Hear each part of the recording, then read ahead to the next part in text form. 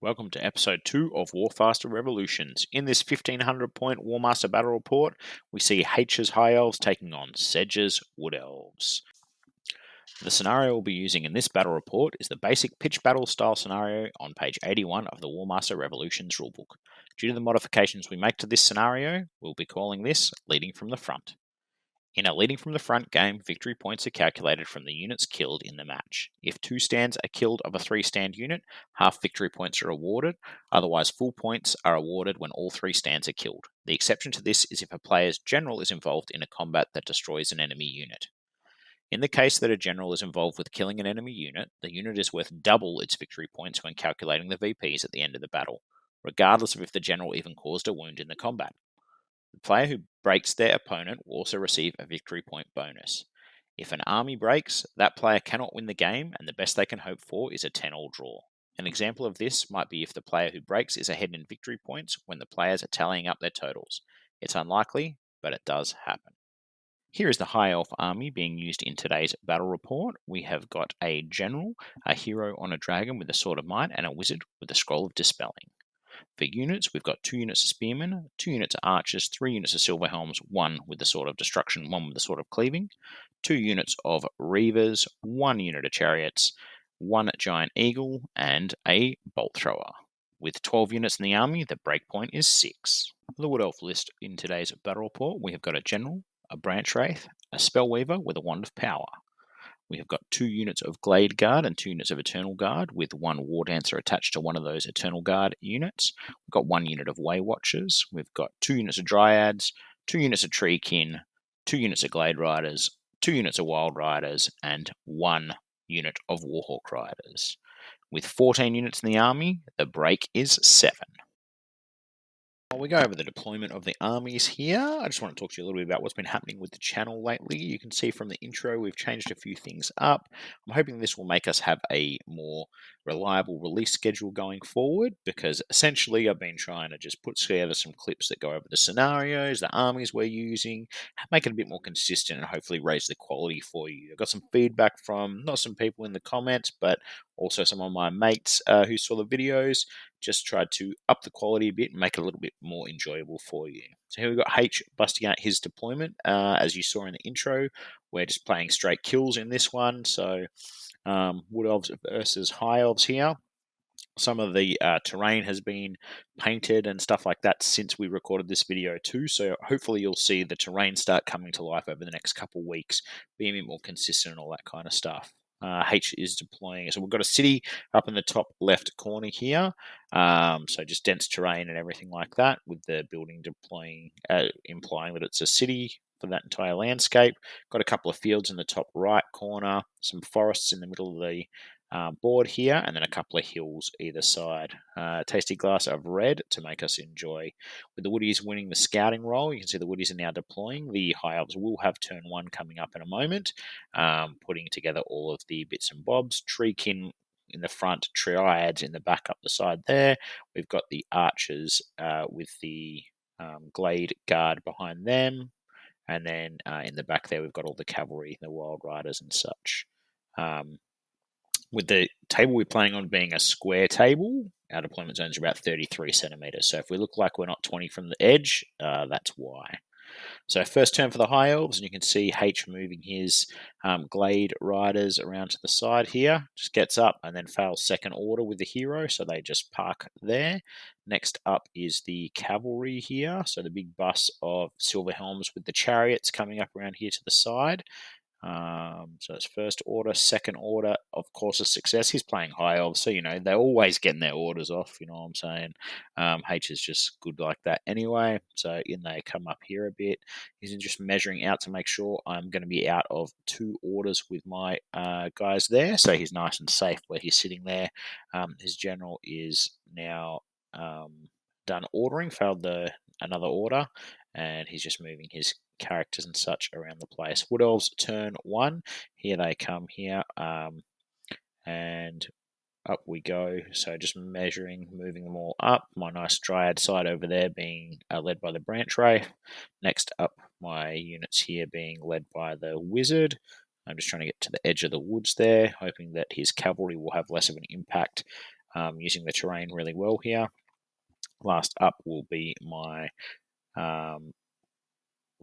just ordering the flyers here. So just trying to pop them in a spot where they'll be useful. And then moving my cavalry around to the side over here with the general, because it's the only one left to do orders. -1 because the wild riders count as tree spirits, and then fail the second order with the general there. Here, I'm just making sure with the flyers that everything is outside of 20 centimeters, so they'll still be able to do a hone back and respond to wherever I need them to respond to on my next turn. A little bit of tree singing going on there as well. Sorry, I haven't used Wood Elves all that much, so some of their spells are going to blank on me as I'm doing this recording, as I'm watching the video myself back. So first order for H is his infantry coming off the top of the hill with the wizard. Up they go, and then failed the second order there. So the infantry is just basically going to sit there for the time being. Next up is his dragon hero. His flyers, sorry. He's just going to flap over here. He's just trying to work out where he wants to land. Decided against going all the way on the field there. I need to double check if flyers can land in the field or not. I know they can't land in dense terrain, but you can see here he opts to have them land over here instead. So that's where his flyers are going to stop and land there. Annoying little budgie boys. Next up, the Dragon Lord is going to order the cavalry here. Just checking where he wants them to end up there. I think that was a failed order from memory, so they're just sitting their 15 centimeter failed order movement. And then the general is going to order the knights up here first. Well, knights and the chariots, right? So that's right. With our camera mounting spot, you'll see lots of both mine and H's back in some of these battle reports, which, it is what it is. No camera angle is going to be perfect, and because we want to be nice and close to the action, make you feel like you're a part of it, we also want the camera to be nice and close to the table. So sometimes we'll just pop in front of it. You can just have a good little look at how much we've been working out in the gym and such. So here he's moving his guys, making sure that they're not outside of 40 for his second order that he's going to give, and then he gives his second order. Sure enough, they get around because high elves and command 10 and yada yada yada. So he's trying to open up a flank for all of his cavalry here. So around they come and they sit right there. He's going to attempt a third order here. So we're just doing the math there, and he fails the third order. So his cavalry are out to the side there. He's very aggressive with his Cav H, you'll notice in a lot of the games, and so he joins his dragon to the middle unit there. Then that way he has that potential to do some bits and pieces. Wizard jumps up a little bit higher, trying to just maximize the amount of things he can order with the wizard. The dragon's obviously over with the cavalry, and then his lord is out between the reavers and the budgies up on the top left side of the board here. Wood Elf turn 2, and you can see here we're going to do some orders now. So first thing I'm going to do is hone back with the flappy flaps, and then we're going to try and order them with the branch wraith, get them to charge in, and we are successful. Next we're going to split the tree kin with the dryads. A bit of a silly mistake on my part here. This ends up being a failed order for the second one, thus pausing that entire flank from moving any amount. Next up, my wizard is going to order just half of the brigade here, so that way they can sort of come in and try and keep his guys honest and just sit in the trees there, so he won't have line of sight from the other side. He then manages to get his order off on the other half of the archers and dryads. Now it's on to the general. Start with the command 10 on the Glade Guard with the idea, Glade Riders, with the idea being that they could potentially shoot and cause some confusion and some issues for the units there. We then move the Wild Riders over and fail the second order to actually get them into the flank of the chariots on the side there. We're then going for the spell to try and charge in, but I don't think we get it off. Some shooting from the flank there as well. Just deciding what he's going to do here in terms of moving things out of the way or confusion or whatever else. Always good to just try and cause a little bit of disruption over here. So he opts to make them confused and not make way with the unit behind. and then we shoot at the Reavers over here. He decides to make way with them, and nothing ends up getting confused from those rolls, which is good for him. Then we're doing our combat in the top corner over here, the only combat going on, and you can see here we're doing a bit of damage. I get a bit unlucky here, and we both lose a stand in the first round, despite me having double the attacks of the elf ones. We then advance, come in, and then we're going to stop there on my my next turn. We will have pursued in over there on the side. So next up is the High Elf turn 2. Decides to initiative charge in with the Reavers of the guys in the forest. I get a stand and shoot reaction on them, and then of course I'll be defended and such there too. Got some sneaky initiative charges over here on the flank. We're just trying to work out what's going to move where and how and such. So obviously everything can sort of make it around being cavalry with 30 centimeters. Have a bit of a stand and shoot over here, but he passes, I think, 1 out of the 2 armor saves, and then he's going to do some initiative charges down on the Wild Riders here as well. So the Chariot's going first, and then in go the Silverhelms as well. He's then going to order some movement on the other flank. Now, obviously, I will say at this point in time, this had been a 35 degrees Celsius day. H is a tradie working out in the sun all day, every day, and he was pretty cooked on this day. So you'll see a couple of times he makes a couple of little movement mistakes and forgets a few bits and pieces because he was absolutely exhausted and did a real solid coming around this night to have a game and have a recording. So in a moment when he forgets to move his High Elf Lord and we let him move it after the fact, you can see why we would do that. We want to record the game, and just because he's exhausted doesn't mean we don't want to have a nice fun game here. So he forgot to move his High Elf Lord there, and so he will move it out of sequence, but we're all mates here, we're all here for a good time, and happy days, So in we go, and we're going to start with some magics.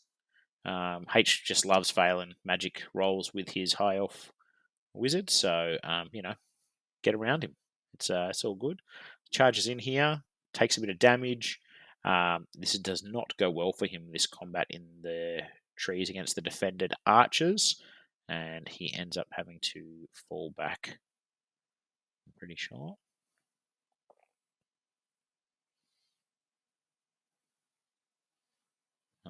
So both lose a stand. I obviously have some supports. So he ends up getting pushed back, and I can't pursue because he is cavalry. So I roll my 3d6. I decided to go for a nice power slide, so then that way I'll be able to hopefully end up in his flank. I'm trying to work out if I can come backwards to then come forwards later. I rolled an abysmally low amount. I think it was like 8 centimeters or 10 centimeters or something like that. So just trying to work out how I'm going to slide here, and I just decided to slide to the flank. You can see there. It's not looking great for his last stand of lads there. I didn't even have enough movement to spin around to face the flank of the other unit of Glade Riders, which would have been, Reavers, which would have been wonderful. And there pops over the Elf Lord there, as you can see. So next combat we're going to do is going to be the Dragon combat, is it? The Dragon with the Reavers. And this is going to go real bad for me, as you can imagine. Reavers versus Silverhelms with a Dragon. Oof. Bye-bye, Reavers. Hello, death. I think his first round of combat, he takes the entire first unit off. The second unit gets pushed back. He's going to have all of his attacks again. I'm going to hit with nothing, basically. Or literally nothing. I think I missed with all 6 attacks there, which is disgusting. And then he fights back and takes off the other unit of Reavers because, I think he had +3 extra attacks per stand, so 25 attacks or something like that from the one unit. And then we move on to the Wild Riders versus Chariots and Silverhelms here. So given that the Chariots are a bit squishier, I decided to throw a fair amount of attacks against the Chariots here, and you can see what happens. So he's throwing his attacks on me. I'm getting a bit excited because obviously Wild Riders get the extra attacks in the first round of combat. So they're kind of handy from that perspective. There's the chariots getting deaded and pushed back on the Silver Helms, and then we follow in to pursue from the combat. We've got a few attacks now to go in here into the Silver Helms. And I only lost a stand, I think, of the Wild Riders there. So I got very lucky from his perspective of not hitting and my perspective of hitting. And so here we go. We're rolling a absolute ton of dice on the Silver Helms. He saves a good amount of them, but not quite enough to really go well. So I think he's got one stand left on not very many wounds right now. And we're going to obviously be deciding if we're going to drop back based on how many wounds we've got here. I think one unit falls back and one unit goes ahead. So from that combat, we're just looking up here how movement and such works from this combat. So he pushes away from me. I decide to do a 3d6 reform over there, so that way I'll be able to hit his other units in the side, and then both of our injured stands go into each other with me being in the flank of his. So we're now doing the budgies up in the top. I managed to kill his. I get one stand remaining on mine. And then we onto my turn 3. So it's pretty tight at this point in time. And first thing we do is a hone back with the budgies. We're going to flank charge over there with our initiative, flank charge there with initiative as well. And then we're going to try and order some commands. Now, my Branch Wraith fails the first order on the flank, then also stopping that entire flank once more. So silly splitting that unit up to try and go against the Flappy Flaps. I should have just tried to run past them with those and put pressure on the center line here. Next up, we are going to just jump our heroes around. I think I failed the order on the guys in the trees, or maybe I just wanted to hold the position for the time being and see what happened with the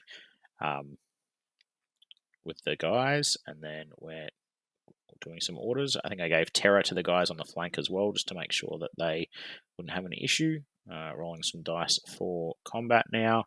We have taken off the last stand at the bottom.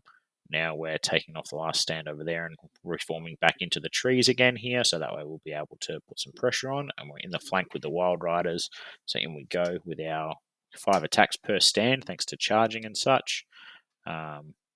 He makes some saves, gets pushed back. We're going to go again. I think the other unit's supposed to roll for confusion there. I don't know. Get in the comments and let me know if we're supposed to have him roll for confusion for the unit that had to make way so that the stands of the first unit didn't get destroyed. But yeah, either way, let us know. I think he should roll confusion, but I think we forgot that. High Elves turn 4, and he's just working out where his lads are going to be going at this point in time. It's going to just pivot around. You can see here his bolt throwers kind of haven't really done anything all game. They've sat on top of the hill. And again, hot day, hard work, and just trying to get into the combat here, but failed the second order to get in. So they just sit there. Then the Reavers are going to decide to just move out of the way a bit. He's a bit scared of what happened to the last lot of Reavers attacking the trees, so he just falls back with those ones. Probably can initiative evade that one in the future, but that's neither here nor there. Down on the flank over here, we've got some movement to do. What's he going to do here? I assume that the dragon's going to fly away. Dragon gives up on the Silver Helms down there. By the looks of it. We're looking something up. I don't remember what we're looking up here.